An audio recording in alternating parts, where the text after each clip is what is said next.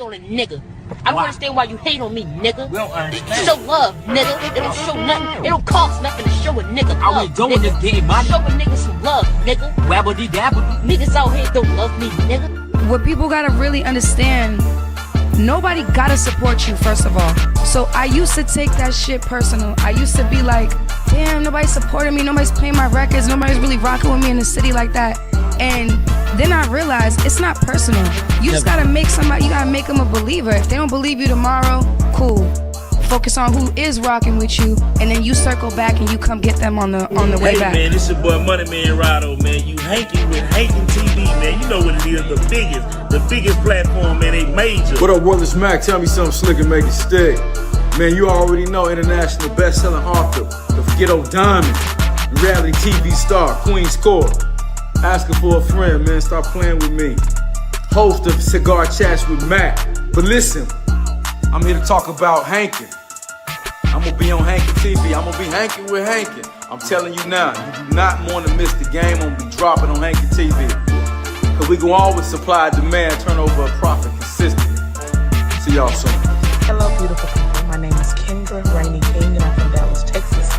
By the way, Pleasant Grove. I'm an author of 51 books, and I have written various movies as well. I'm a ghostwriter as well. I've written Knee Deep, which is my first movie, Curves Off the Mistletoe, Thick of the Berry, The Sweet of the Juice, and Distinguished Robbers. Those last two will be coming out very soon.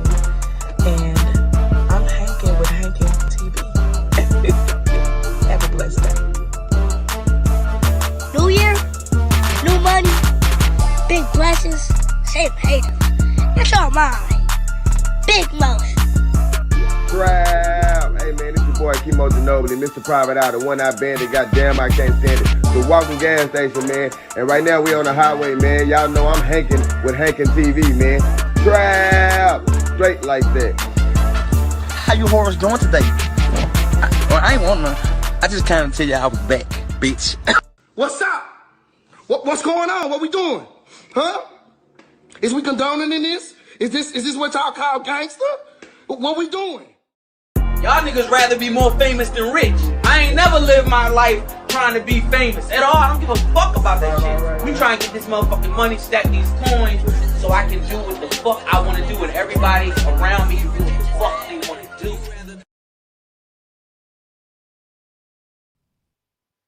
What's the word? What's the word, man? I want to thank y'all for tuning in tonight, man.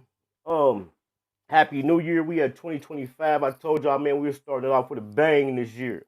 We definitely starting it off with a bang. If y'all ain't subscribed to the channel, subscribe to the channel, man, and make sure y'all hitting that like button. We got a fire interview tonight. Make sure y'all tune in Saturday night at 7 p.m. Eastern Standard Time. We're going to be hanking with a far female artist out of South Memphis, Big Hunter.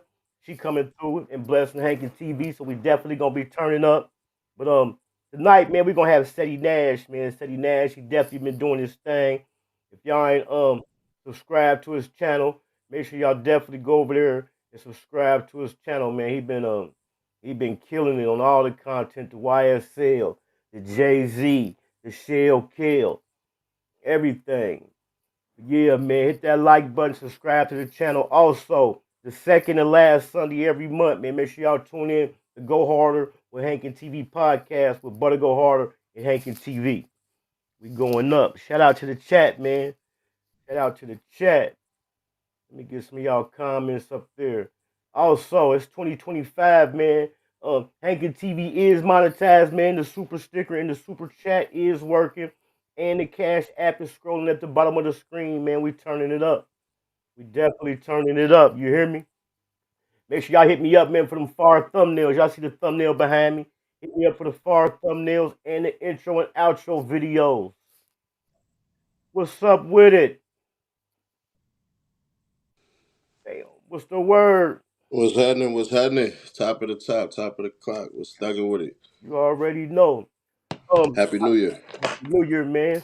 Yes, sir. How you feeling? I'm feeling great. I'm feeling great. That's dope. Like I was telling you before we came on, man, you definitely been killing it. You know what I'm saying? Go ahead and introduce yourself to the people, man.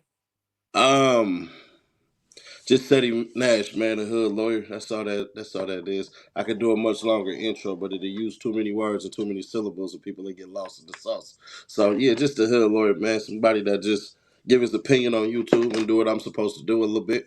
Right. The first thing I want to ask you, man, I remember in late 2023, you said 2024 was gonna be the year of reveal. You definitely said that, man. And when the shit started revealing itself, I said, man, Ceddy said that in late 2023. What do 2025 hold for us, man? Um, Unfortunately, 2025 is the year of smarts. You're gonna find out how stupid a lot of people actually are. We got so many court cases and all this stuff and everything like that. That what's gonna happen is you're gonna see people start to actually do smart stuff, and then next year it's gonna be a bloodbath because what's been happening is everybody's been forced out to the forefront to deal with gangs, women, substance abuse, and financial illiteracy. So right now, everybody's trying to save their stuff and all this crap, and you got all these scams and all that stuff that's going on right now with a bevy of individuals. So more and more, you're gonna see a lot of people's ah favorite bloggers, favorite influencers get exposed for the scams that they running, and it's gonna make people become more smart because now you got to figure out who your source for whatever it is and what you do, and we typically follow that paper trail, not just that talking. You get what I'm saying? Right. And it definitely kind of had been kind of exposed. It had already been kind of coming out here, ending at the end of 2024. A lot of people were starting to get exposed for scamming. I definitely I got to give it to you. You hit it down the nose for 2024, man. So I'm riding with you. It's gonna be the year of exposure. You feel me? Well, before that, when I had started, I think it was in 2021, I had said you're the dead rapper, you're the snitches, and you're the Rico previously. So when I initially jumped off, every year I've been calling it like Nostradamus, only because, and I'm not really one who could take too much credit for it. I got OGs that I listen to. I'm not just one of those people who, because now I have a voice, I hadn't been listening in the back. That wasn't my personality at first. My personality was let me soak up, soak up, soak up, soak up, soak up. But it's so much water that's in the system now. I gotta expunge it some type of way. And with me doing that, that's just me basically giving you the game that's been given to me. But I give y'all the controller as well, and I don't just give people the game. Right. And it's ironic that you said that, man, because it's crazy, man, how these young cats, man, they do not listen to their OGs no more, man. You know, and for us to be coming up, you know, we listen to our OGs, and then to this day, we still listen to people that's wiser than us. Well, part of the reason is because the technology has advanced so much that there's a disconnect. You get what I'm saying? Right. The disconnect would be that I could take this phone right here, this $1,700 phone, pass it to a 5-year-old, and they know exactly what to do. Switch that, if I take this $1,700 phone, pass it to a 70-year-old, they don't know what to do. Right. So what happens is the youth equates inexperience with technology with literally being dumb. That they take your intelligence with technology as the youth and say, well, you're poorly educated in all things. So what it does is it creates a conundrum for the old folks to try to look cool, try to get an iPhone 20,000, a Samsung 20,000, and then next thing you know, they sitting here in a bunch of Tesla trucks and whatever is upgraded, but not knowing that you're literally leading the youth by following the youth.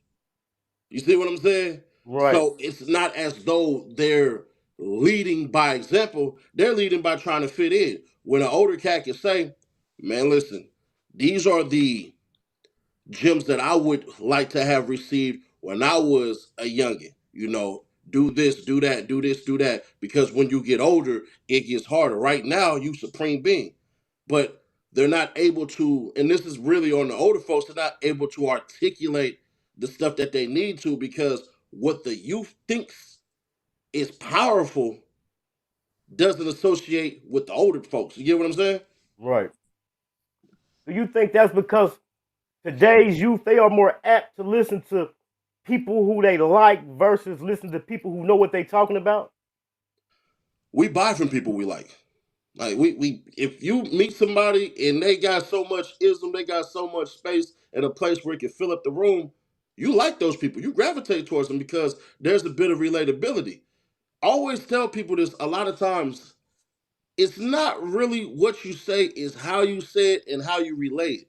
They miss the relate part because, and I say this to a bunch of men all the time, when your girl wearing something that you don't like, you ain't supposed to flat out just come out, hey baby, that's ugly, or that make you look like a this and make you look like a that. The way in which you have to word it has to be in the sense of, darling, you know, the best part of you is your eyes and your smile. By wearing that right there, it detracts away from the best features. And you know your femininity, your power is within this. If you're wearing it this right here, one, this ain't your color. You know your color is this one right here. Don't you know that this your color right here? Two, that classiness that you always had, that majority of people find attractive, that right there, that's not bringing it up. We're saying the same thing. We just relaying it completely differently, and a lot of people fail to do that. When people are coming towards the youth, and you say, "Hey, the way you live in life, that's wrong," I'm gonna show you why it's right. You see what I'm saying? If you tell me all the time, "Hey, man, yeah, what you doing is wrong, youngin," but I've been getting it how I live. This been working for me. So who you talking to? You get what I'm saying? So a lot of this stuff that happens is rebuttal, and then we can't tell the truth. Our parents' generation was the worst generation. It just was. They ain't get no major laws accomplished. They got attacked by so many avenues of government that it started to make people clash. Way before your granddaddy, if he went to prison, you went and you stayed with your uncle. That's what they did. But now it's as though, well, not now, but the generation previously, it's nah. Let me wrap up the kids, take them somewhere where I believe that they have financial security and get around there and get around my homegirls with no man in the freaking house so that the kids can't feel what a man's presence even feels like. So that way, what they're searching for, they'll never find. And if they do search for it, it's within another man that they're not even supposed to be dealing with, because most of the time the people that know how to manipulate people and set them astray, they know the exact things to do. Right. But with the internet technology and influence being so powerful, do you think, what's the best way you think it is to get through to the youth? From a positive standpoint, because you know it's more negativity on the internet than positivity. Depends on what you search for. Algorithms is everything.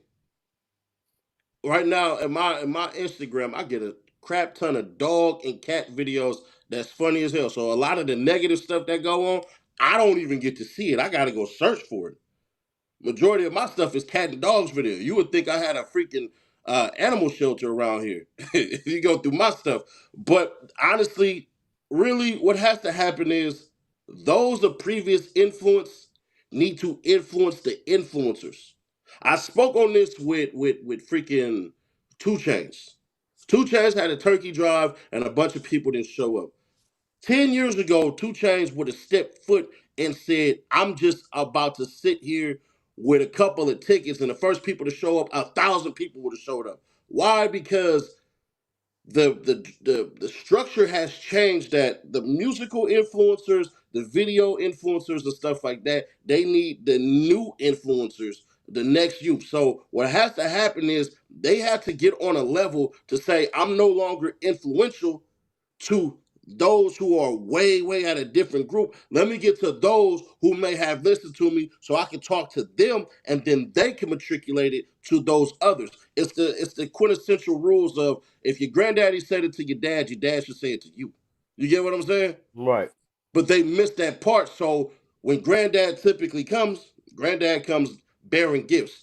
Granddad comes doing all this stuff where basically granddad ain't hearing the whole entire story. All he gets is the good parts. And that's the part where the generation that we in, where they can't get to the youth, is because we're not seeing ourselves as the granddads. We think we still dads, and we're not. It just is what it is. Right. I had covered that story about 2 Chainz, you know, he did a turkey drive, and then you know he came out with this video saying nobody supported it. Why you feel like, why you think people not supporting positivity and positive things like that for the community?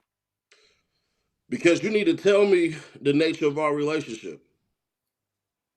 If you have expectations of me to show up, tell me that. Flat out. If you expect me to show up and show out for your things, that needs to be established within the relationship. If you notice in that video, he never said, man, I show up to other people's drives. I show up to other people's things like that where they're giving back. He never said that. All he said was, I give money and I do this and everything like that. Where, all right, 2 Chainz, now, if you fall in the pit of financial ruin, you can call on them only for financial stuff. You never told them and you never included them. One of the worst things that people don't do is they don't sit up here, rub people's egos. There was nowhere where 2 Chainz said, man, I wanted to include this person and that person in there. All people sometimes want to do is see their name on a flyer because they contributions that you may think is about this big in their eyes might be this freaking big. So it ain't nothing to create a flyer and put 2 Chainz featuring this person, this person, this person, and just put they at right there because people want something out of it for themselves. Me personally, I don't need it. I can root from the bleachers and ain't got to play in the game, but you better show out in that game. But some other individuals, regardless if people think it's wrong or it's right, they need their ego stroked. Right. And it's crazy that you said that because that is kind of like a ploy people use. They'll tell you, I done have people tell me like, man, have your name on the flyer. You have your name on the flyer. And it's crazy how people will jump just to see their name on the flyer. Reward my contribution. If my contribution doesn't mean a thing, I don't need to be there. If what I'm doing is not going to impact anything, I don't need to be there. Because if it is, reward me the ability to say, yeah, y'all come out and see me too. That don't mean you finna jump on the stage and grab a mic. That just means, shoot, you might be in the back just doing your little thing. And doing your little thing means everything to you because you supporting your people. So it's only right that your people support you. Right. So I don't know what your expectations were going into that, but did it surprise you when people didn't show up and it seemed like people wasn't supporting it? No, it didn't because one, in order for you to quote unquote promo stuff, use the places and the spaces and then use your influence. We had a freaking turkey drive and we had 300 people show up. Then we had a Christmas drive and we had 600 people show up. I'm in the same in the vicinity of the same city. I'm in Forest Park. This is the equivalent of Los Angeles to Compton. Really Hawthorne, but still.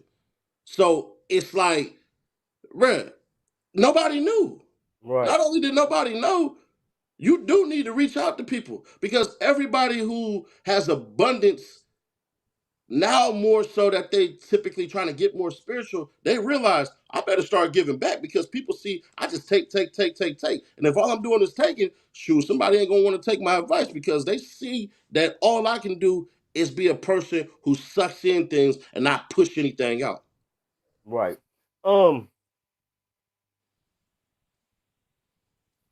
The event y'all had, like you say, 600 people showed up, but y'all was only expecting what, 300? 150. 150.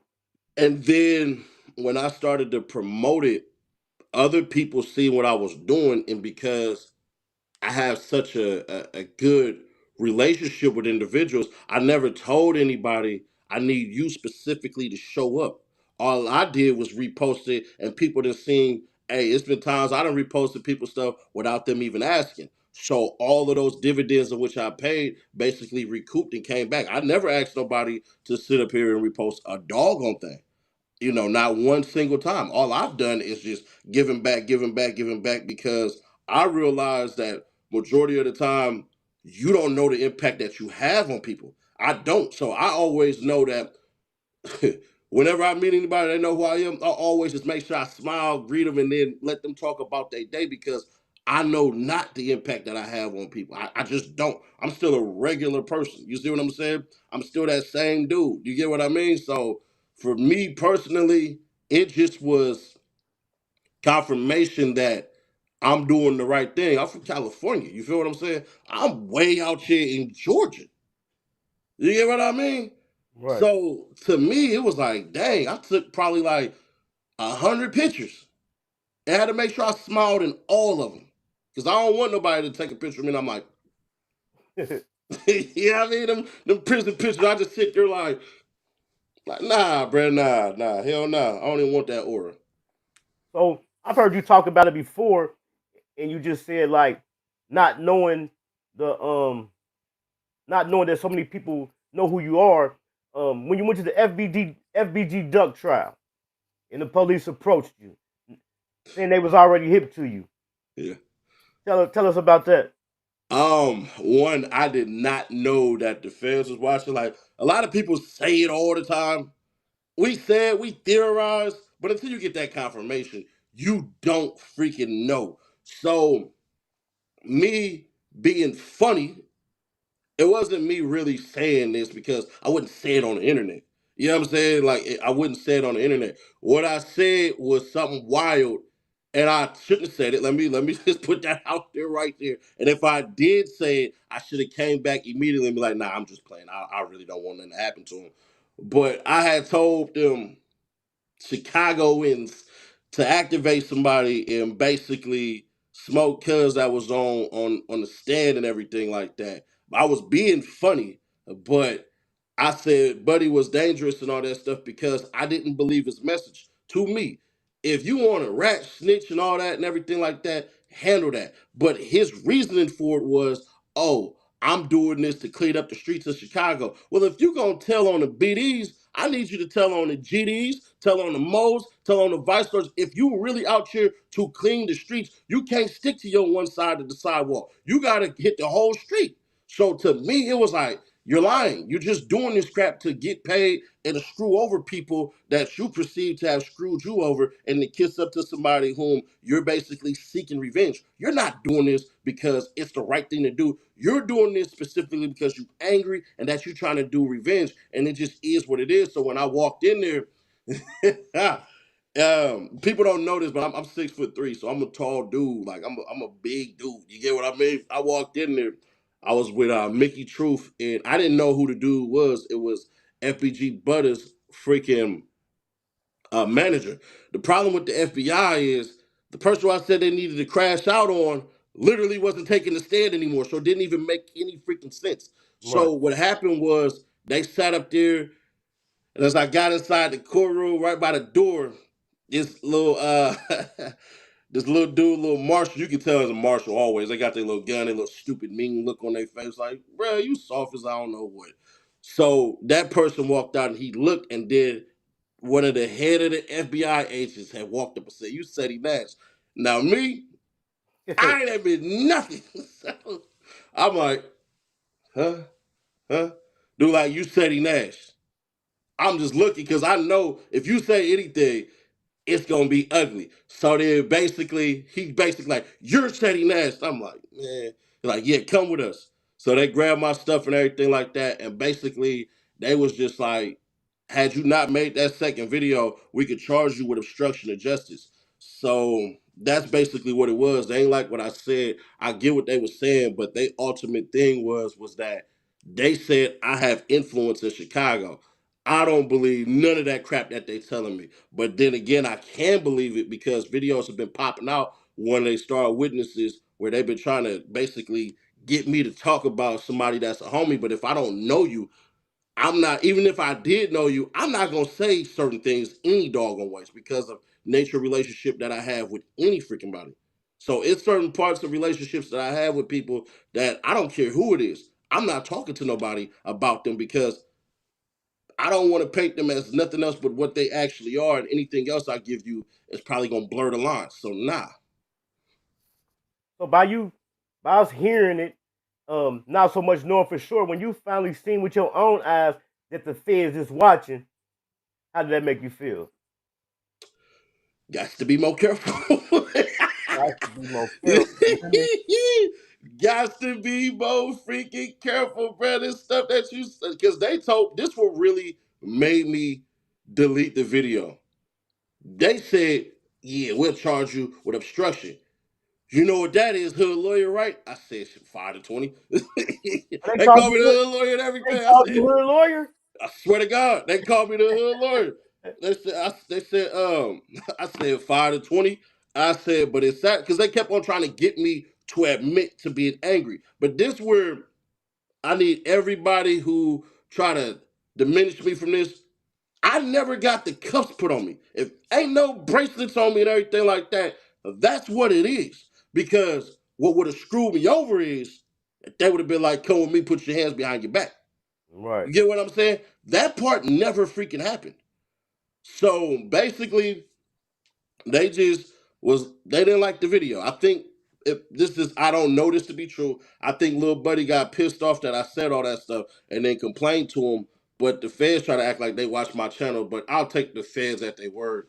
And basically, they just was like, you messed up. But that second video, because I put out a second video right after, and I said this exact same stuff that, you know what, if he believes he's cleaning the streets and all this crap, let him do what he do, because at the end of the day, there is some evil spirits that do exist among us that literally live to destroy the community in which they in. I could never do it myself personally, Right. but I ain't gonna knock nobody that do it, because as I'm older, my perspective has changed. Had this been 15 years ago, I wouldn't even cared about it. I would have told the feds, "Hey man, listen, then do what y'all gonna do." But I wouldn't have been at no court date either. So there's that part too. I would have never been there, and I definitely wouldn't have been on no freaking YouTube talking about no cases or nothing like that. Not 15 years ago. Hell nah, I still activated.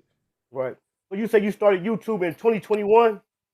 Yeah, well, I've had the channel, let's say like since 2007 or something like that. So I've always had a profile channel and all of that crap. And then every once in a while, when I was rapping and stuff, I'll put up a video, but I never took it serious. And I really should have, because I had did a video hella years ago about the new boys and all this stuff and everything when they was rocking skinny jeans, and everybody, all the older cats was just kind of hating on it and all that. I'm like, bro, let them little dudes do what they do. This nigga, y'all used to rock dumbbells.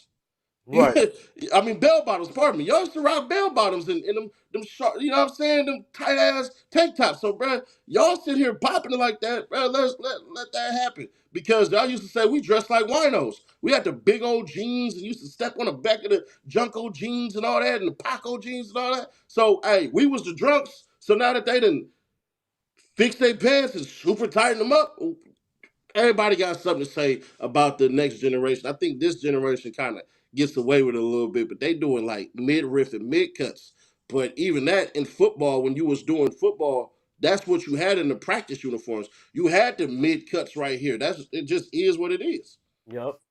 So, what made you start taking this serious? By the first video I dropped, shout out Corey B from the Rap Shack. The first video I dropped, I was just like, dang, because then what happened was this. I see DJ Academics come out and say that he was making 6 figures a month on YouTube. And this is no disrespect to Academics. If anything, it's an inspiration. You know, he can say, yeah, I inspired him to get in and get his chili. He said he making 6 freaking figures a month on YouTube. And I'm like, he's not doing nothing special. I didn't see anything that he was doing that was like, I can't do this. Right. You get what I'm saying? I done grew up watching NFL, NBA, and MLB players do stuff I knew I couldn't do. You know what I'm saying? I don't watch Mark McGwire smack a home run ball over 500 freaking feet. Now I think I could do it, but at that time, I knew I couldn't do that. I watched Jordan jump from a freaking free throw line and dunk the ball. I knew I couldn't do that. But what Academics was doing, I was like, nah, bro. I got the accolades to do it, and I'm going to do it. But then I watched another dude named Dan Pena, and he took the Nike logo and just put the F word in there. So I know you monetized, so I'm not going to drop the F word. But he said, just effing do it. And for whatever reason, that's what made me do it. But I had a cut on my lip that was right here. And at the same time, you had that 19 thing that was running around. So I just had a freaking mask and I just put it up on my face. And the first time I spoke, it just blew up. But the funny part is, my goal was drop 1,000 videos and just get 1 subscriber per. That was my whole entire freaking goal. I'm gonna drop 1,000 videos. I didn't expect to be monetized for like 2 freaking years. I wasn't even expecting it. I was expecting to just shovel in, do the hard work, and then reap the benefits in about 2 years. That was my whole entire thing. Because I'm like, all right, yeah, I'm gonna need 1,000 subscribers. That's difficult, but I think I can pull it off because technically that would be 4 years. But I thought by the second year it'll pop off and then to catch somebody. But just so happened the very first video that I did, and it was about casting over 2 times. And everybody knows this now, but nobody was saying this. You can't have 1 foot in and 1 foot out. You can't be a gangbanger right here that's in the streets, and then you can't turn around and then be a rapper. The spotlight that you're bringing isn't just on you. Everybody behind you get the spotlight, which makes the police go, who is that person? Who is that person? Who is that person? And then they find out what they're doing, and then they tie you on in, and that's how they build their cases. It's not really you in particular, it's what you do and those who you associate with. Right. So you was only looking to get 1 subscriber per video? Yeah. Damn. That was it. So how did it make you feel when it took off the way that it did? When it did way better than you expected? I was like, dang. I was like, whoa, what the? And then this is the shout out to Corey B from Rap Shack. I was like, bro, I probably would drop a video a week. He was like, nah, bro, you need to drop a video every single day.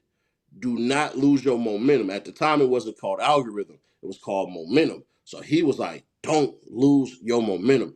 Drop another one.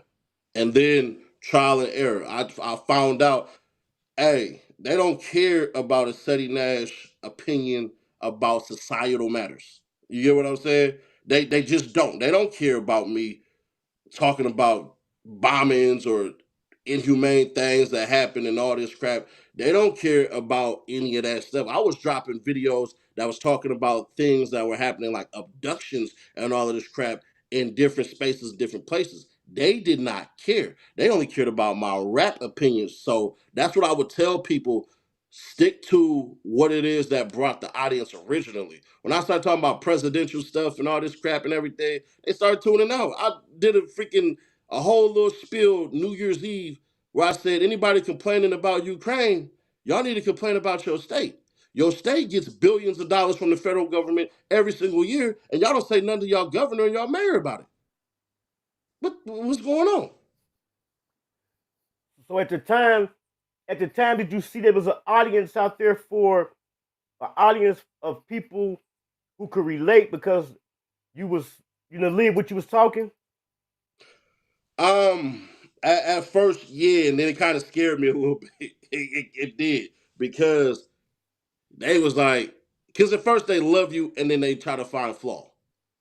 So then it was, yeah, Ceddy Nash don't be in LA. Nah, he don't be in the, he don't blah, blah, blah. So I pull up on Bryanhurst and I go live. But then I'm like, hold on. And Amigos might be watching, bro. You might be, you know what I'm saying? You might be moonwalking backwards. So I'm like, huh. All right, cool. And then what made me take the mask off was there's a big record executive out of California. I would say was the second biggest label out of California, as far as Southern California go, anyways, in particular. That was like, hey, the stuff you're doing is cool, but your affiliation is gonna stop the Red Rags from messing with you and all them other cats and everything. And ain't nobody gonna want to come talk to you because it looked like all you're doing is gangbanging. So that's really what it was. But I kept on pressing forward, and I kind of had a cheat code anyways, because I had dropped an old video that did 1 million hit views called Crip Anthem like 13 years ago or 12 years ago or something like that. I can't recall exactly how long ago it was. And it was a unity video because at the time I was going between LA and between Sac. You get what I'm saying? So me going between LA and Sacramento, my presence in Sacramento just was on some unity with this blue rag stuff. You get what I'm saying? So the video was supposed to feature like Lil Face, Chuck One, and T Nutty, but none of them made it. So I just just did the whole thing, and then it freaking took off. I didn't notice. I tried to keep it neutral. I tried to do as much as I can, and it ended up blowing up. And I was just like, dang. So then I'm like, let me go shoot this in the hood. Let me go back to LA and shoot this. But then I was like, nah, because I remember Big U basically having it where, you know, there was a lot of disrespectful stuff in like Cat's videos, and he was basically like getting rid of it. Like I said, I'm soaking game. You Right. get what I mean? So I'm soaking game, and I'm like, damn, if I do this out here, I'm gonna have to do a neighborhood anthem. Nah, I'm going to jail. I was like, nah, I'm going to jail. It's about to be gang injunction. Anything I do, I'm finna put a target on my back. Because normally I like being low key. Car always nice, but I always like being low key. I ain't gotta be the dude in the middle causing a ruckus and all that. I like to be the dude on the side that's on point about every single thing. And I think people kind of see that when I took them to blogs and stuff like that, when we was in the section, and they was like, Ceddy Nash, the homies was like right here, and then I'm like right here. Well, I don't smoke. I've never been a weed smoker, so I'm not about to be in a circle of cats that's smoking weed, so that don't make sense for me to do that. And plus, I'm on point. If you know what that means, you know what it means. If you don't, I'm not here to break it down for you at all. Right, right. So at the time coming in, still being in the streets, did you feel like you had to guard what you said, or you already knew the approach you was gonna take? That's something I still deal with daily. I ain't gonna hold you. At first, it was anybody test me, I'm gonna pop up. I'm gonna show up. Anybody that run their mouth about me sideways and anything like that, I want to show you that I'm really the candy man if I need be. And I still kind of deal with it to this day. Before, I pop up anywhere and then holler at cats and then see what they want to do. And nobody would test it. But they didn't have to because I look stupid. There was a diss video this dude did on me, but I ain't giving him no shout out because cuz do like 100 views per video and he been doing this for 4 years. He was just like, bro, you look goofy as hell. You look stupid. Like, you look real dumb. You look, right, they could get you out here.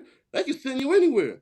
And then it just reaffirmed what he was saying because there was somebody who was like, I was in Atlanta at the time. They're like, I'm in Atlanta right now. I said, drop the Addy. I'll pull up right now. Man, they showed me a freaking field.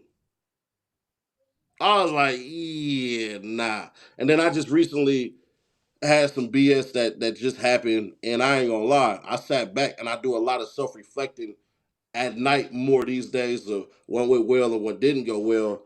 And there was a dude who told me I couldn't come to a club in Atlanta, and I just showed up 40 people because of the volatile nature of the words in which he spoke. I wanted to see that personally. If you tell me you're gonna do this and do that to me, I gotta see this in 3D. I want to see it. But when I came through there, I didn't know. Buddy snuck up out the door and got up out of there. Cause I'm through the club like this, looking at everybody, and I'm not trying to be on no super tough guy, none of that crap. I know I can meet my maker, meet my match, and all that. But to me, if you tell me you're gonna do me something for real, I gotta see it. So what I literally did was I ran around the club, I looked for him and all that stuff. We had 40 people up in there. I even went and bought a VIP booth. I had them put on the freaking VIP thing. Ceddy Nash is in the building so Buddy can see it and all this stuff and everything like that. Nothing happened. And then it was another cat told me, drop my location. He'll pull up on me and do me the worst. I dropped the location. I waited for 3 hours. Dude never showed up. I was like, you know what, bro, I'm done with this. So 2025, when it come to people trying to get me to react, trying to call me out and all that stuff, they can have it. If you believe whatever you believe, take it. You can have it. If you believe Ceddy Nash is this, Ceddy Nash is that, have it. I'm not responding to nothing. You get what I'm saying? They call me co-conspirator number 4 in the Lil Durk case. Brett, first off, ain't nobody I know, me or none of the homies, blasting at nobody at the Beverly, and I'm definitely not gonna make sure that I put some pistols in your hand that they can get it back to me. I'm not doing any of that. Added which, if I did it, Quando Rondo wouldn't be here. I ain't gonna miss my target. That's crazy, man. That's another question I'm gonna ask you. With knowing that the feds would not, what we know now is knowing that the feds is watching and paying attention, do you feel like some bloggers help the police? No.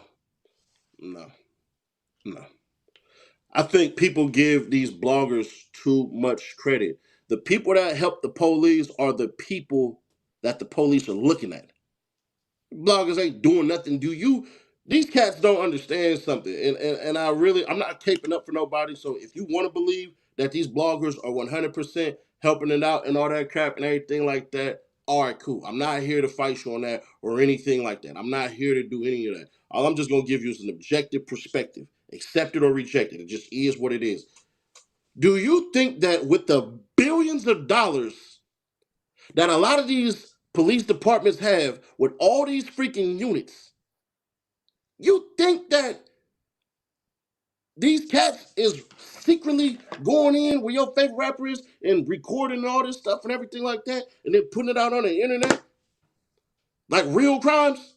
No, these morons do it to themselves and get mad because the bloggers give a certain sense of accountability. If you put it out there, I am allowed publicly to have my opinion because you did it publicly.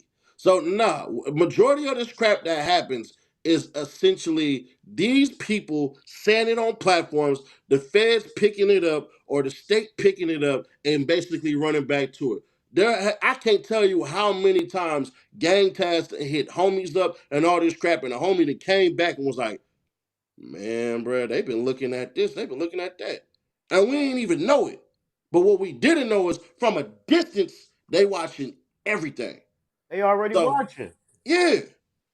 That's my thing too. That's all it is an opinion. Because how is a guy all the way me in Ohio going to solve a case all the way in California? You know, I ain't gonna lie, I just sat here and put some assumptions together myself that sounded pretty good. You know what I'm saying? And that's the thing with the snitching stuff being so loose now. What's your definition of a snitch?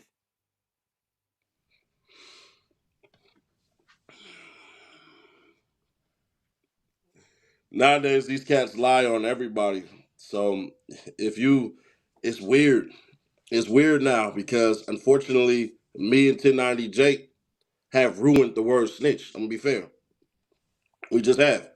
We ruined the word snitch. I'll be fair. We've created such an atmosphere that certain things that are done, everybody just automatically goes snitching because typically, if we're dropping certain paperwork and certain things, the presumption is once you get to the end, they told. Wasn't the intent at first, but that just is what it is. So it was best to put out the negative stuff first, and then the people who actually didn't tell and want their paperwork dropped, then if I step it or 1090J step it, that means they ain't snitch on nobody. But basically it's this.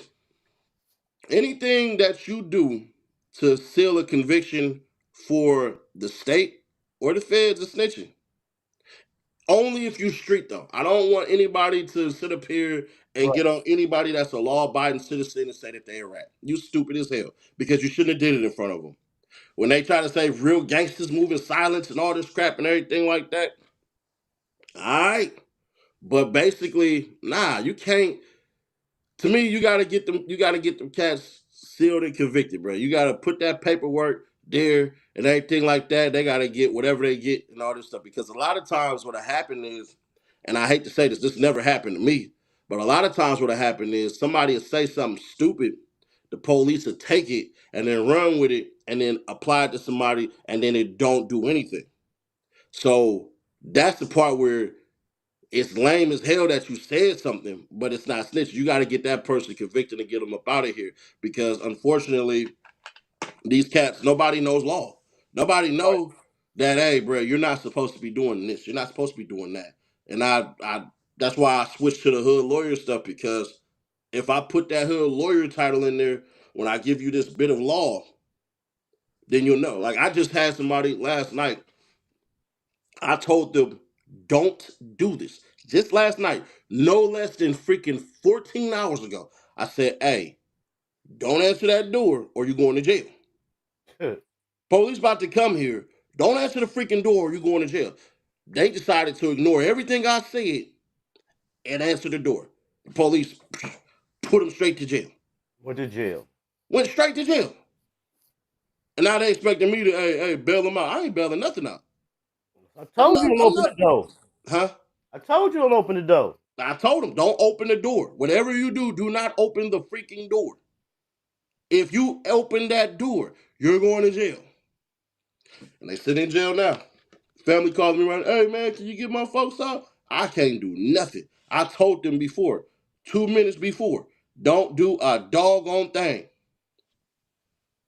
They ain't listen. I told them to stop doing what they was doing. They ain't listen. Right. Then when it finally caught up to them, I said, don't answer the door. They ain't listen. So now they sitting in jail. Yeah, I come from a time and era where you had to produce that paperwork, man. I might have to hit you up, man. I'm fighting a case right now, hood lawyer. I might have to hit you up. I'm helping on about 6 different cases right now, and 2 of them already got knocked out the park. So what happens is we start off with what happened in the first part, like, what was the reasoning for whatever. You get what I'm saying? Let's say you get pulled over and you smell like liquor. You get what I mean? Well, never admit that you've been drinking ever.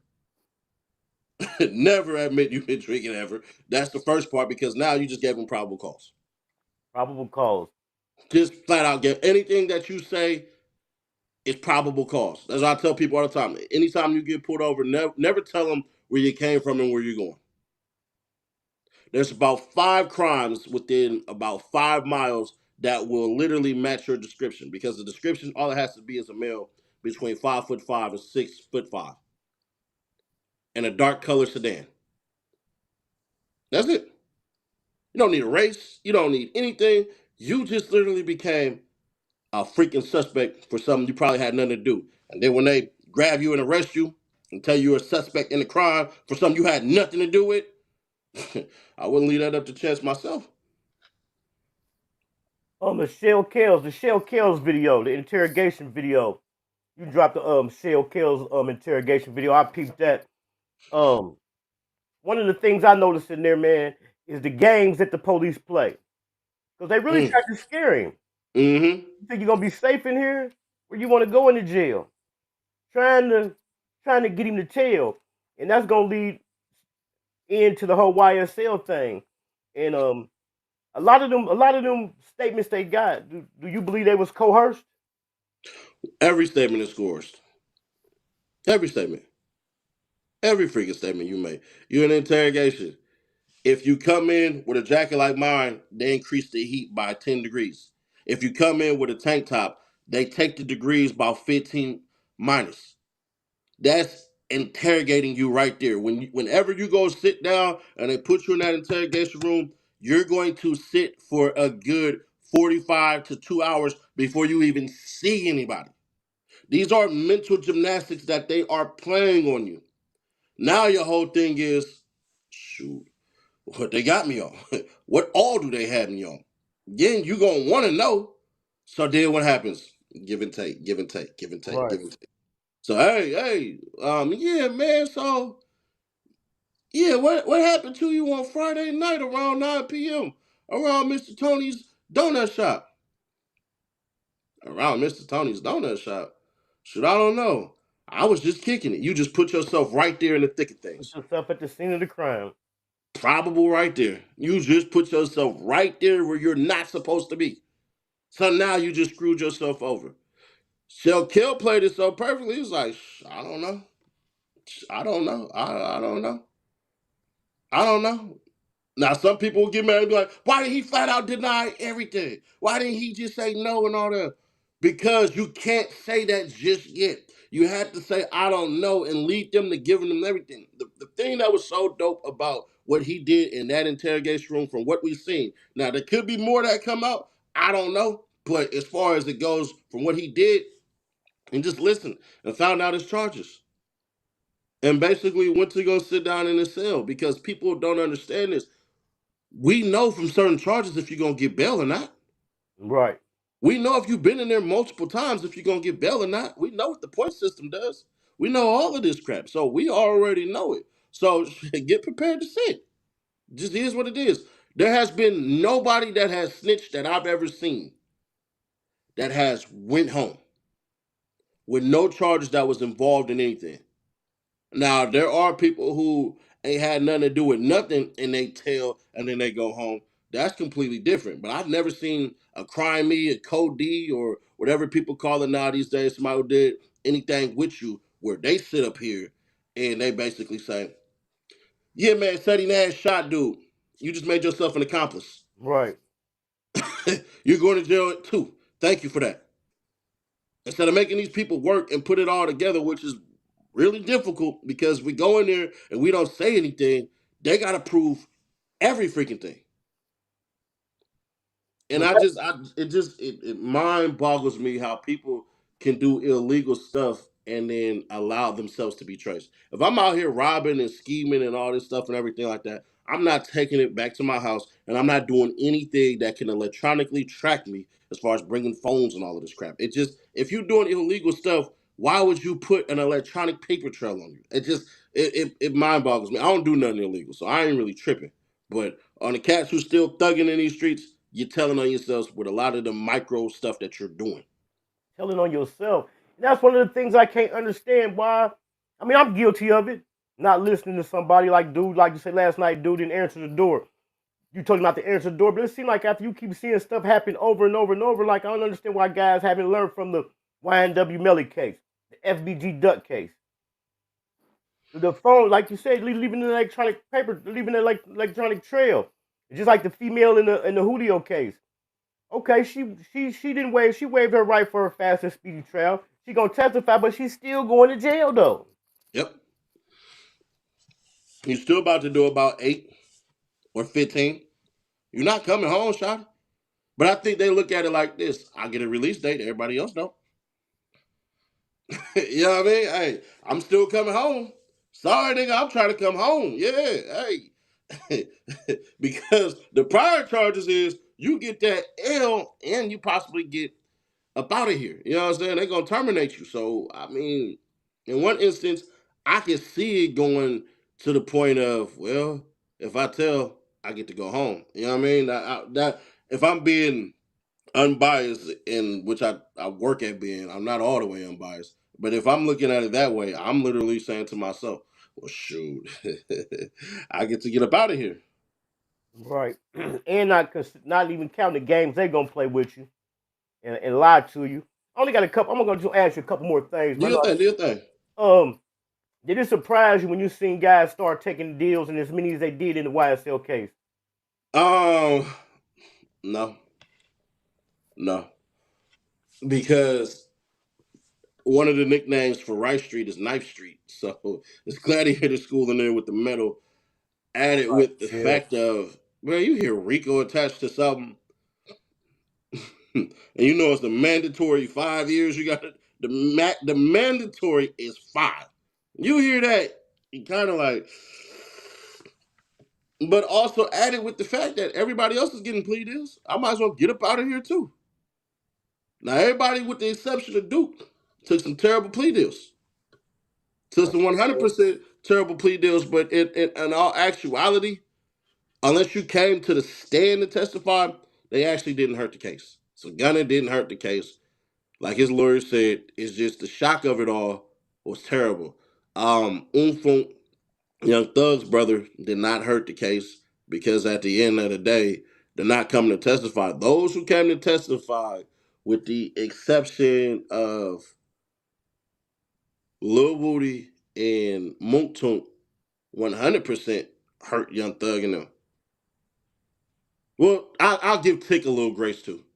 A little bit. But yeah.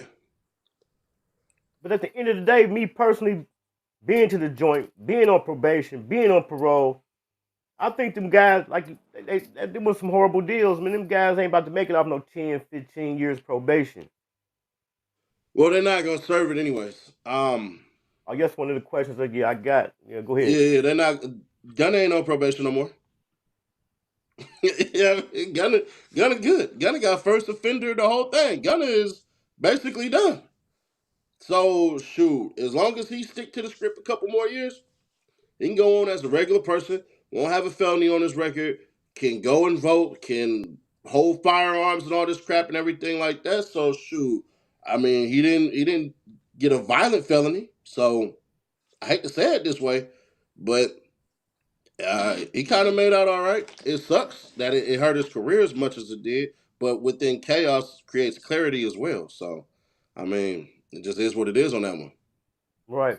And then what do you think the prosecution thought going into this case? Do you think they really thought they had them books solid? Or they I was think, just throwing shit look, at the wall? I think this, in all candor, I think that because of what they put out initially, they had a slam dunk. You get what I'm saying? The words in which they was using, all of this crap in which they was saying, a whole bevy of information and evidence that they were saying just out the blue, and then we're hearing it, we're thinking to ourselves as well, like, dang, bruh, this might be bad. Because the premise of what they were saying was crazy. They were saying, oh, Young Thug said, I shot at his mommy, he no longer mentioned me. Well, Lucci Mama house got shot up twice. I ain't got nothing to do with that body, but no, I didn't catch that body, but I had something to do with that body. Them is some terrible lyrics. I don't care who it is. So, you got that crap rolling, and it's like, dang, this might be bad. They say he did this, he did that, and they talking about 58 counts.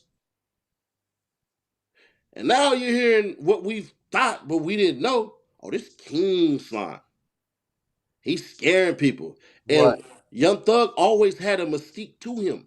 We didn't really know. But every rapper in Atlanta that wasn't against him was saying, yeah, them boys really like that on Cleveland Avenue. Yeah, it's really, you know what I'm saying? All this and everything like that. And then the freaking cloud over everybody's head. The unaliving of Donovan Thomas. And we were told, even though it was never shown in the freaking files, if I ever get around Vlad, I'm gonna tell him, Brad, you're actually wrong. That didn't happen. We were told that Donovan Thomas's last words was, man, Thug had me taken out of here. That wasn't his last words at all. We heard it on the phone. Donovan Thomas's last words was, I'm going home. I ain't gonna make it. I'm out of here. I'm going home. So we already were preconditioned to believe that this was horrible. You get what I mean? That this was the worst of the freaking worst. Yeah, man, that shit that is crazy. I know I was rooting for him. There's a lot of this is another. It didn't surprise you to see. We already know how the general public think. People who don't do crimes. Did it surprise you when you just see so many people, the general public, rooting for him? Initially, nobody even cared. Initially, like the videos I was putting out originally was like 20,000, 25,000, all this crap, and nobody cared, and it just looked bad. It just looked like it looked like the state and Fonnie Willis had a slam dunk case. And with the recordings from Trump and him being hit with the RICO, and then her having the scandal, because then I had to start deep diving and stuff. She had the scandal that she won against the teachers, put a RICO on some teachers and stuff like that, as far as teachings and all that stuff goes, and a cheating scandal. So yeah, and then we started to hear the evidence, and what slowly started to shift it was a robbery that had happened that they couldn't even say he was there or he wasn't there. Right. So what ends up happening is there's a car that was involved in a robbery, and they drive through an apartment and they see the police. Somebody, I won't say who, allegedly starts shooting. Police start shooting back. They just floor it. They go over a freaking barricade, smash through the window, smash through the gate, and basically slam on the ground, and everybody take off running.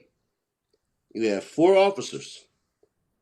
Half those officers had 2 different stories. So what happens is some say they seen, no, 2 officers say they seen 4 people in there. Other 2 say they only seen 3. One of the 2 officers says they seen a woman. The other officers say they seen Young Thug. That right there was enough. Then what ends up happening is the state start calling in the YSL members, and it just started becoming entertaining. You had Tick on there just being funny as all get up. So you only have that happen, and then you have Dennis come on the stand, you have Gaither come on the stand, you have all of these things and all these individuals, and so now we're looking at the witness list in preparation to say, ooh, is this gonna be the one? Ooh, is this gonna be the one? Because now you're hearing people, regular people, big time lawyers say, hey, yeah, they ain't proved their case yet. Where's the ties to Young Thug? And so the whole entire freaking time that we're listening to it, the words of the DA ain't matching to the evidence that they're putting out. So now you got this going. But once them plea deals start happening and all that crap, it did look bad for Young Thug. But then once we got into the thick of things, it wasn't that bad. And then also when you seen the judge telling the prosecution they messing up, and blatantly seeing the judge giving them leniency.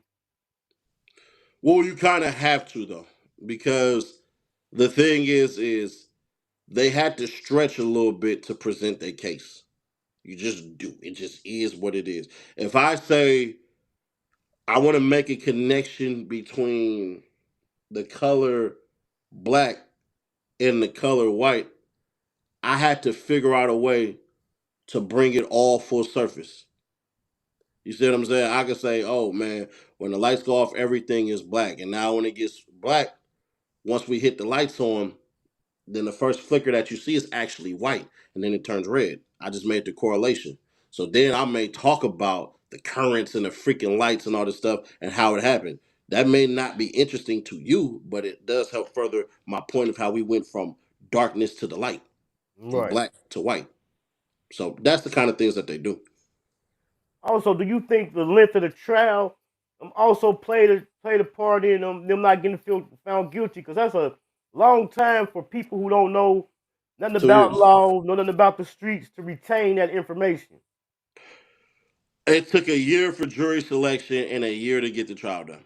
So 2 years of these people's lives that basically are gone, and they can't never get it back. And unfortunately, whoever has been advising these people on how to do stuff has 100% messed up in the whole entire thing, because nobody even cares about the YSL jurors anymore. So, and I don't mean that in a negative thing. I just mean they're not cultivating their message the right way. And Right. so, just like how it was long, if we go back and we look at everything, it's gonna be like, dang, we might have been wrong in everything. And that's just how it goes. Man, I want this Jay-Z case. You dropped the video about Jay-Z's lawyer filed a motion. Yeah. So by Jay-Z's lawyer filing these motions and fighting back, does that make it seem like the story seem like they may have some truth to him, or he just doing his job? To the untrained, idiotic eye, yeah, to make it seem like it has some truth to it. But in all candor, no, because you need your lawyer to fight motion so it doesn't go to trial. Like, everybody wants a spectacle. It just has to be grand. So you want people to see Jay-Z come up there and Beyonce and the kids and all that, and him look sad like, hey, they hurting the black man. You know, that kind of stuff and everything like that. And then you see the other person stroll in. Well, yeah, no. What happened with this last case, with this last motion that just got filed a couple of hours ago, in the freaking text, it literally says, even if he did, which we're not saying that he did, it literally says that. Even if he did, we're not saying that he did.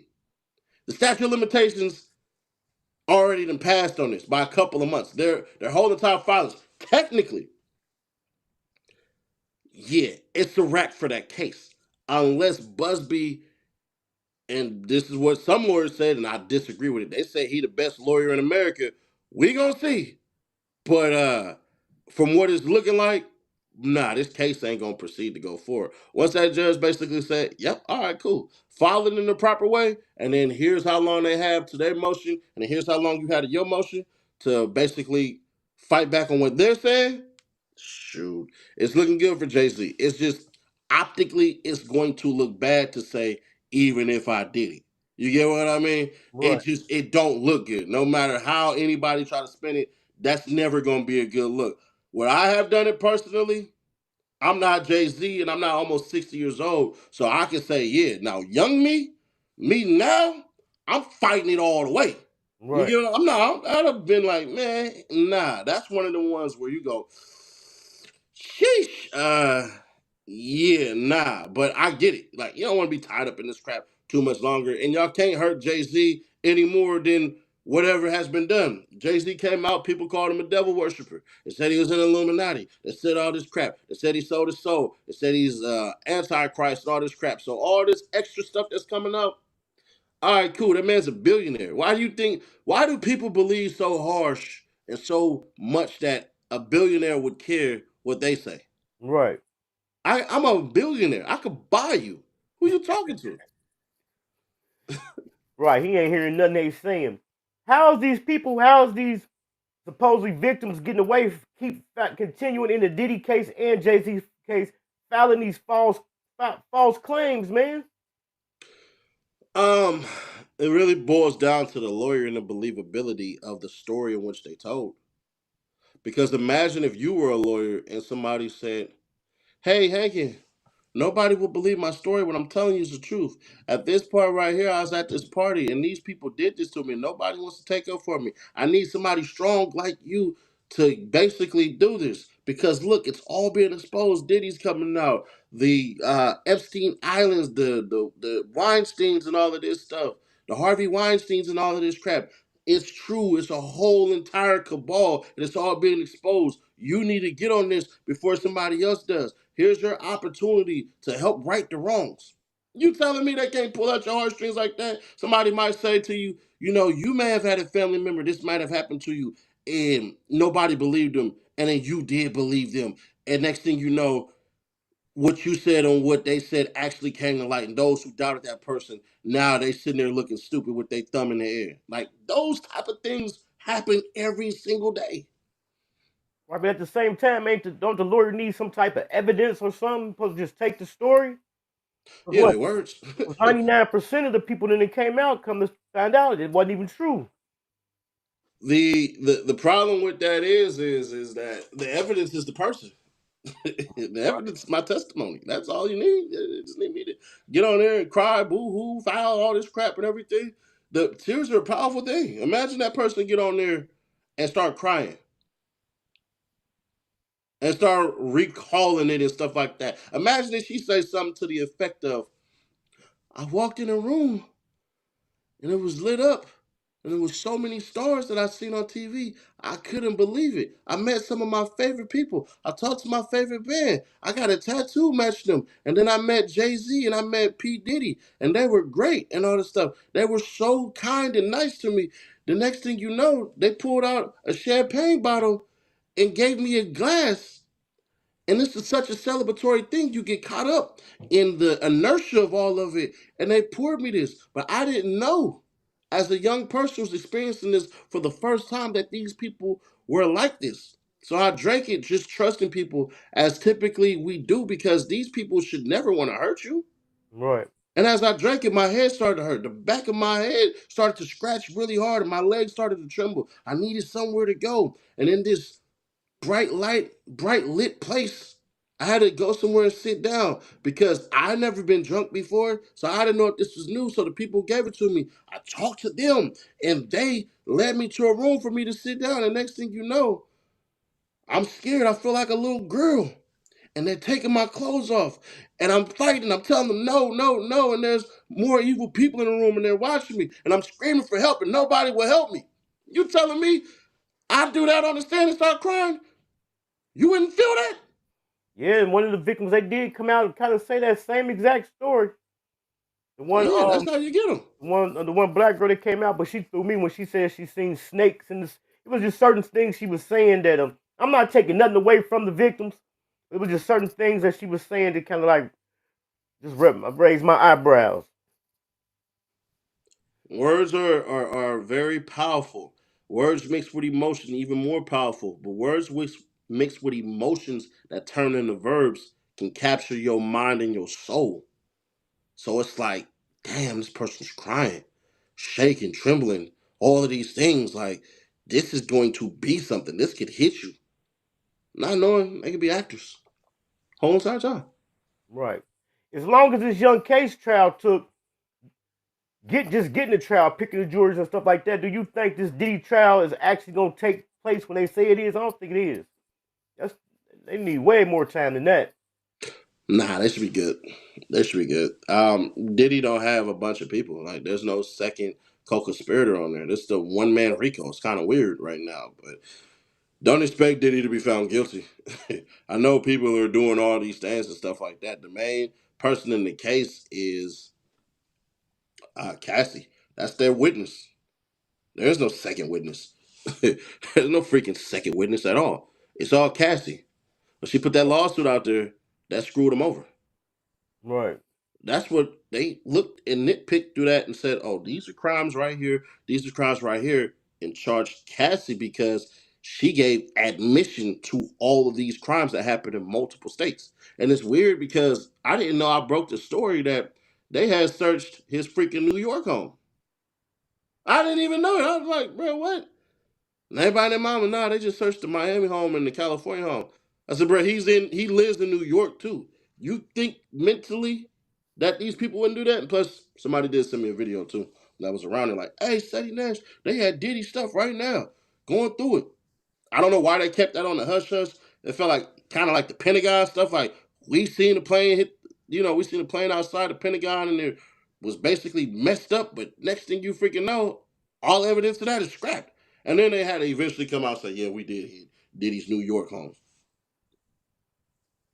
Man, is it any truth or is it just social media gossip? Is there any truth that Jay-Z is dodging taking the paternity test for the guy that's saying that Jay-Z is his father? Or is it just he's so high and no, it ain't true, I ain't even paying that no attention? If you let one person do it, another person can. Right. I wouldn't be trying to rush down there. Y'all got to force me to give a freaking paternity test because, number one, whoever the person is, now they just became somebody overnight just from this crap. Now, if I show up, I just gave credence that what you're saying possibly may be true. I'm not showing up. I don't care. y'all gotta force this one on me. Ain't no way on God's green earth I'm about to come take this paternity test because it doesn't make sense on Jay-Z's behalf to show up at all. Right. Like nobody's gonna. The truth does not matter because the lies are so freaking entertaining. People want to believe that I'm not where Jay-Z and them are at because I won't do certain things that they done. When in all actuality, they just lazy. You know what I'm saying? You're not waking up 4 o'clock in the morning, going to sleep at freaking 12. You're not doing that. You're actually living your life. You're not going through the sacrifices and making those major plunges and putting yourself in financial constraints to see if you actually can come out on top because it's too comfortable to wake up and do your 9 to 5, your 8 to 4. It's way too comfortable there and you ain't got to worry about the stresses of everything else. Right. But Jay-Z, over the years, it's not like he just became private. He always had like an air of mystique to him and a sense of privacy. I think people trying to throw a lot of it on him because he's so low key and under the radar. Well, look who he came up with. He came up with Derek Jeter. What you know about Derek Jeter?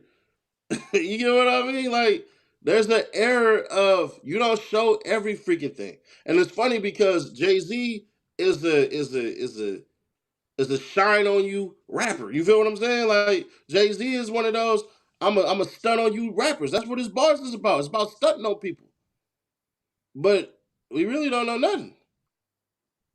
It's just funny how the contrast just works. I got all these. I got this gold chain. I got this yacht. I got these billionaire boys stuff. I got this alcohol. I got this clothing. I got the baddest chick in the game wearing my chain. We still don't know nothing about you, fool. Right. I was wearing platinum when cats thought it was silver. Yeah. So man, tell the people about the visionaries, man.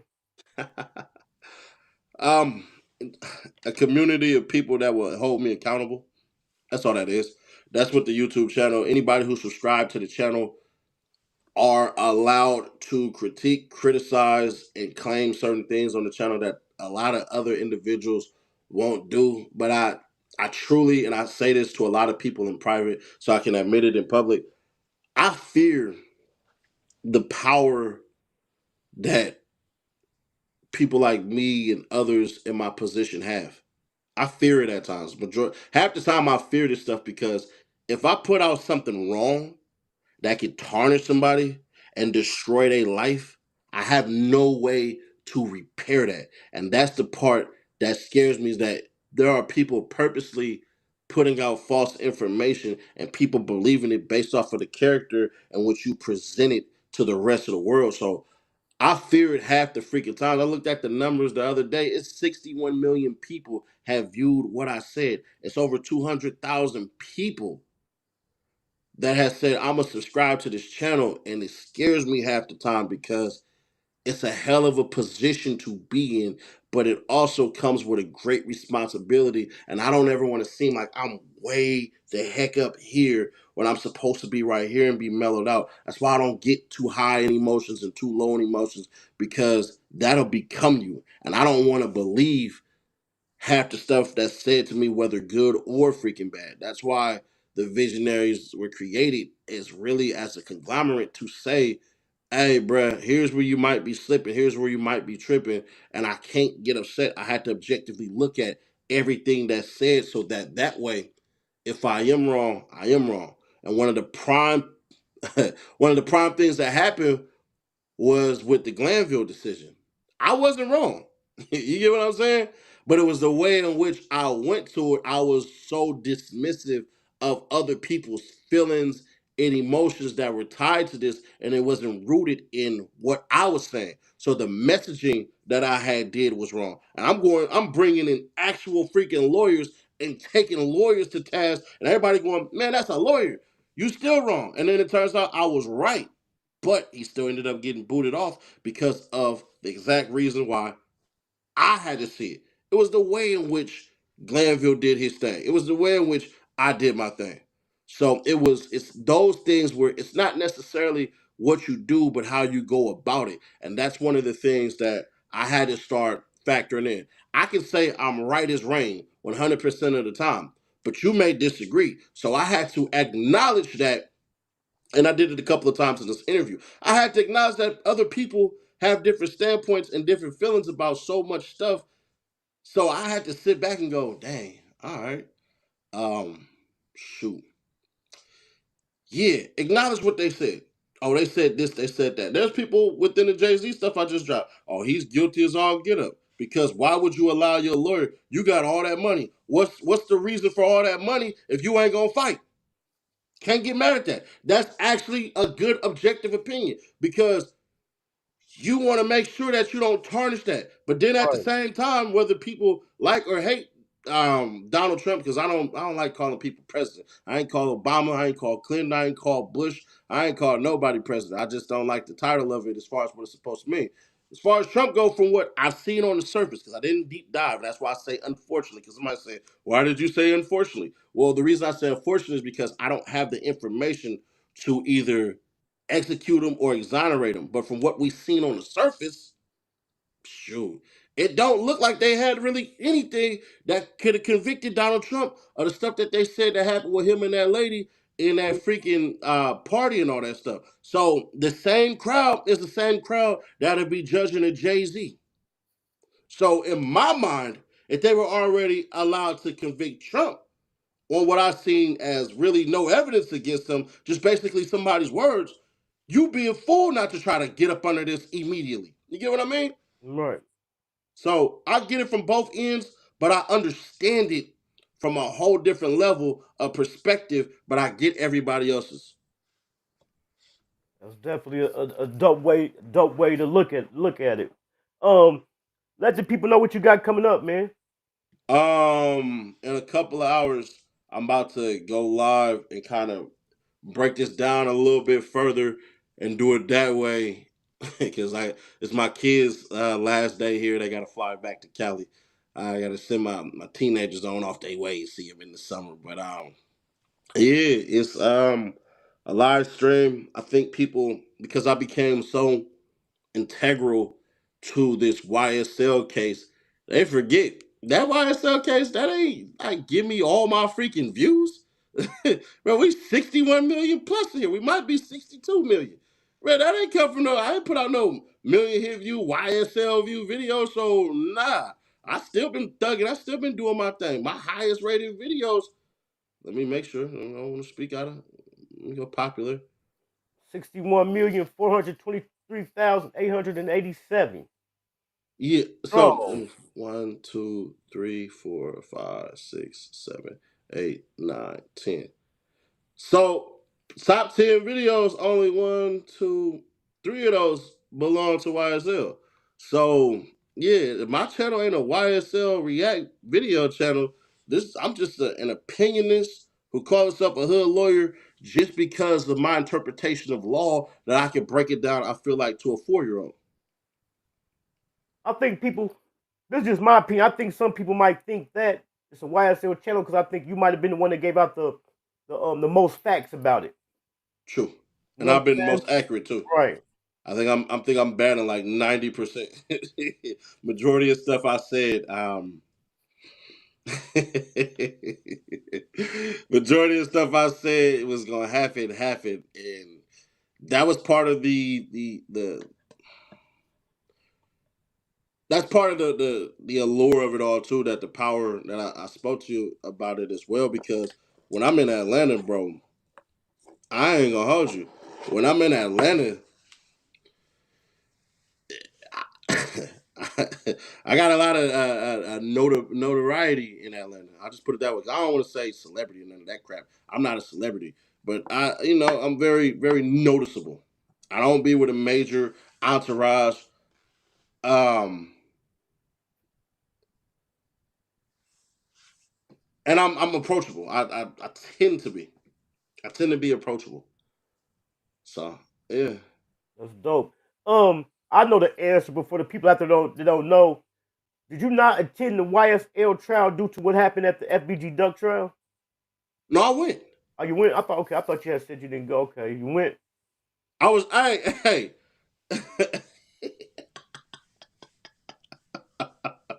I hired a lawyer before I went in there. So you was already a step ahead of them, huh? I hired a lawyer because I thought for sure I was going to jail. I ain't gonna hold you. I thought I was going straight to freaking jail. I thought I was about to get put in that interrogation room and all of that crap because I wasn't about to say nothing about nothing. I thought because I was the person who dropped the Woody video. But the Woody video, people don't notice, was already on the internet. You know what I'm saying? So somebody had put it on there. I just freaking reposted it. And it's just my channel basically blew it all up. But yeah, nah, shoot. I thought I was going to jail for releasing the Woody video and stuff that I said about Fonnie Willis that was very disparaging. But then again, I never threatened nobody, so Yeah, that was the better part right there. You was on her top for a minute. Still on her case, but I mean, end of the day, you have so much power that you and I can reveal this because I got to hit up Paul Howard. I'm gonna have a Paul Howard interview, and we're gonna delve into all of that crap. Shoot, to me, everything you accuse this man of doing, you've done it. Right. So what the heck going on? All right, just this last one right here. Do you think, man? How do you feel, or did it surprise you about them releasing the Young Thug video phone calls, man? Nah, that surprised me. Yeah, for what? Like, I hate to tell it to people, but it's property of Fulton County / Cobb County. They tell you before you jump on there, audio and video is going to be recorded. Right. All you got to do is file a Freedom of Information Act. The problem with it was the way in which they painted Young Thug, they humanized him. That's the worst part about the whole entire thing. They actually humanized him, but what it was they try to give you the full conversation because before that came out, the Tubi stuff came out. So the Tubi documentary basically had little parts in it. Even with Devin Haney's wife, they called her his friend. They never said that was his girlfriend. everybody else drew implications from that. So shoot, it just is what it is on that one. But shoot, hey, listen, you know what I mean? Like, it messy? Yeah, but this is all about entertainment, baby. If you're not gonna entertain me, I don't want to stay. Man, entertainment at any cost. I wouldn't say at any cost, but You don't think at any cost on their behalf? That right there was kind of a low blow. Now, count they done did some other. That right there was kind of like kind of shady because I guess the reason it might not look like that because it backfired in their face, but that was kind of shady though. what was so shady about it exactly? I mean, they exposing I know they say they be recording stuff like that video, but they put out for entertainment, man, a guy's personal phone calls with different women. Luckily it wasn't no legal stuff in there. You know what I'm saying? I think they put it out, but like you said, backfired on them. I don't think it backfired on them. I think they got exactly what they wanted. It's all about the views. Every view counter Right? basically starts. Yeah. They looking at they trying to they was chasing the views, right? Yeah, every freaking. I looked at it like they was trying to blow his spot up, but it backfired because it humanized him. You know what I'm saying? But they was like they was chasing the views. They definitely was chasing the views. I think they helped humanize them though with those phone calls. Yeah, they definitely did. That's what I believe. I didn't see it as everybody else sees it, but I can get where people are coming from with it. I wouldn't be like, oh nah, heck nah. I can see where it's coming from, but at the same time, bruh, this on you. It's on you. It's too many people that just give leeway to allow certain things to happen and not take any accountability. Right. So I mean, shoot. I'm about to give it a try. I'm about to upload some of my old prison phone calls and post some of my old letters. See what it do. That's my daughter. You at the door? Go ahead. All right, man. I'm gonna let you go, man. Tell the people where they can find you at. I got the link to the Instagram and the YouTube in the description of this video, and this is the YouTube page right here at the bottom.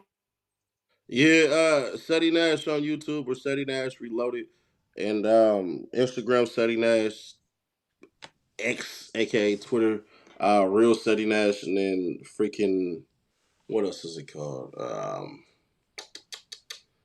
TikTok, Ceddy Nash, all that crap. I don't really use the TikTok stuff, but if you need to get at me and stuff like that, holler at me on Twitter. I'm more active on Twitter. I try to be active on Instagram like that, but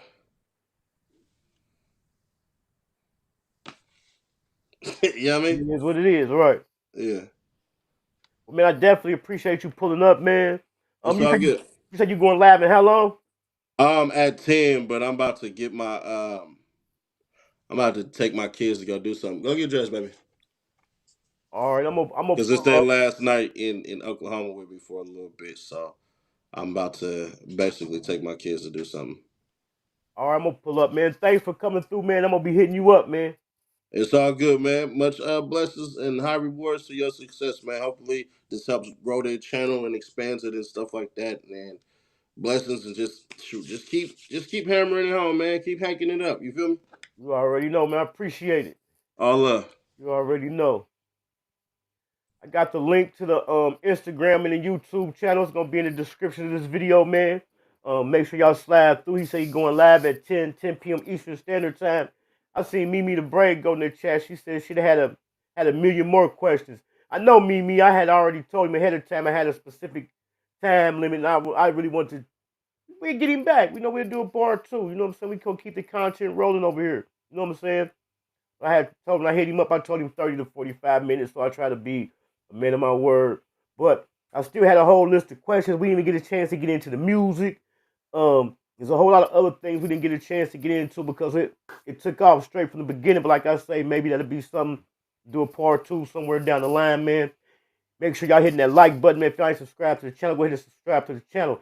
Don't forget Saturday, the 4th at 7 p.m. Eastern Standard Time. We got South Memphis artist Big Hunter. She coming through. We definitely gonna be hanking over here, man. We about to turn it up, man, for the whole. We about to just turn it up. I ain't even gonna say for the new year, for 2020. I'm tired of hearing that. We just about to just bring. It's just going down. Put it like that, man. It's going down, man. Just make sure y'all subscribe to the channel. Also, make sure y'all hit me up for y'all thumbnails, man, y'all intros and y'all outro videos. Be looking for me tomorrow for doing it with the gram. We're gonna be doing it with the gram. There's been a lot of stuff going on. We had that thing happen down there. The guy crashed out down there in New Orleans. We had the Cybertruck blow up in Las Vegas. Also been some other entertainment news going on. So we definitely gonna be hanking, man. Also, I'm working on the thanks, man. I appreciate it, Nay. Thank you. I also got the I'm gonna have the upload coming of the tour of the Hankin TV studios. Like I told you, I'm about to redo it. I'm gonna do the before and after. So I'm gonna do the Hankin TV studio tour. So be prepared for that. And then I got a lot of fire interviews on my channel, man. The other day when we did the 2024 recap, we just going through the interview, when we just going over the videos I did for 2024. Man, I got there's some gems in there, man. So when y'all bored, y'all ain't got nothing to do, man, just slide through, man, and check out some of them old videos, man. Also, if you know any artists, business or brand owners that you want to see on the platform, man, hit me up or hit them up. Put us in contact. We're going to make it happen. Also, hit me up to get y'all a copy of the book, my book, Hankin in Love with the Game, Urban Street Lit, Fire Story. It's a fiction book, but it is some true stories in there. So hit me up, man, on Instagram. Hit my DM to get your copy of the book, Hankin in Love with the Game, or you can get it on Amazon.com, BarnesandNoble.com, anywhere they sell books. But why not get it from me and get an autographed copy? Also, hit the website, man, on the page. Get y'all Hankin. I ain't got my shirt on. Get y'all Hankin TV merch. Get the Hankin Definition t-shirt. The logo is cold. Get y'all hoodies, your beanies, or whatever. I want to thank everybody for pulling up tonight, man. Thank all the new subscribers. Thank y'all for hitting the like button. Also, Mimi the Braid Goat in the chat, man. Make sure y'all go subscribe to Mimi the Braid Goat. Let me see who else I see down there that got a channel. Y'all make sure y'all go subscribe to Mimi the Braid Goat. 400. Watch God Work. Man, make sure y'all slide through. Check out Watch God Work. If y'all got wrenches, man, y'all could drop y'all could be dropping Tanisha. Make sure y'all slide through and subscribe to Tanisha. If y'all be having wrenches, man, y'all could drop y'all wrenches, you know what I'm saying, during the interviews, you know. I'll drop y'all links, man, so people can come through and check y'all out, man. That's what Hankin TV all about, man. Hankin TV is all about networking, man. Your network is your net worth. I'm going to thank y'all for coming in, tuning in tonight, man. I'm going to take y'all out with the Hankin TV intro.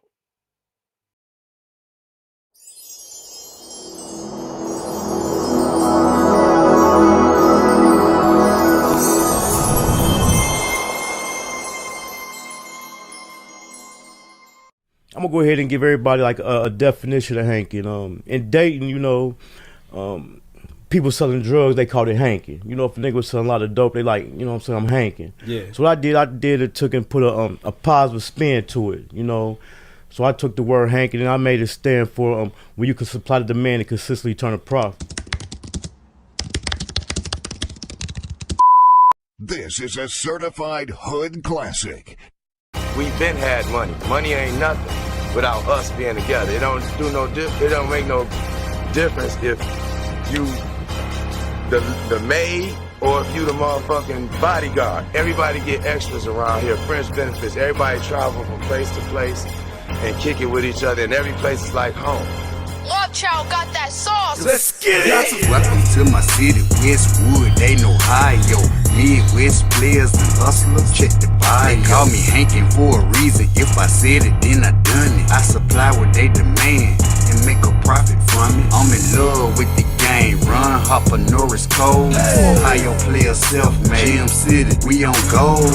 M-double-G, yeah, money go getters. Real niggas bout that life. Niggas can't up with us. They call me Hankin for a reason. If I said it, then I done it. I supply what they demand and make a profit from it. They call me Hankin for a reason. If I said it, then I done it. I supply what they demand and make a profit from it. I salute to all the hustle, Jay, Charlie, Bugs, and Round, Keith, Denny, Bert, Earl, the D-boys in the alleys, Chino and Lil J, J, Mac and Carleon, Skane, Key and Diamond Cut, DBM, you know we own.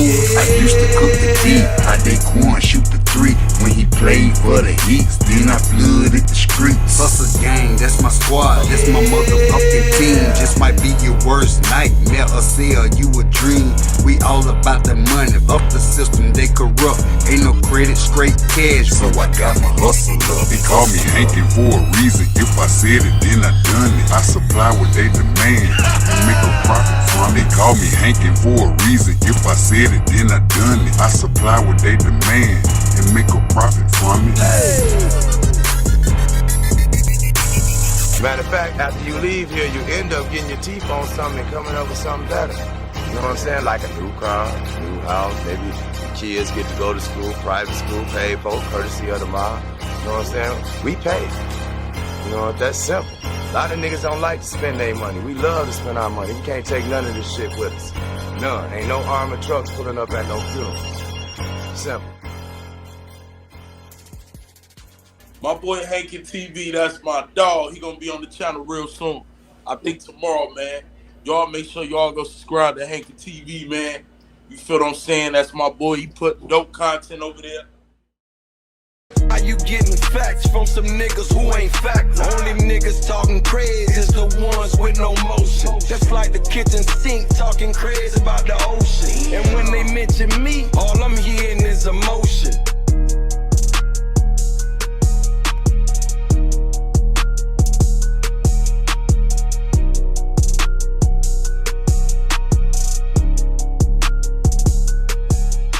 Stay away from people who's cool with people who ain't cool with you.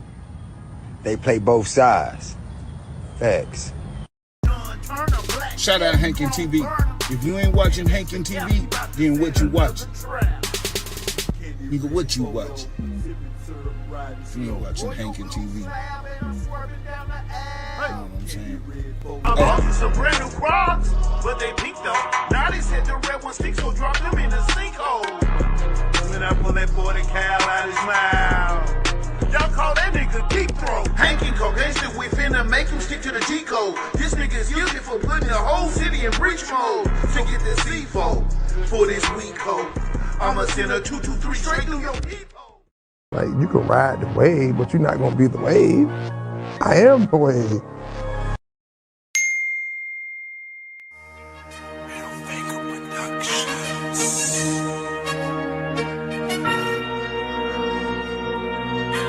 EQ.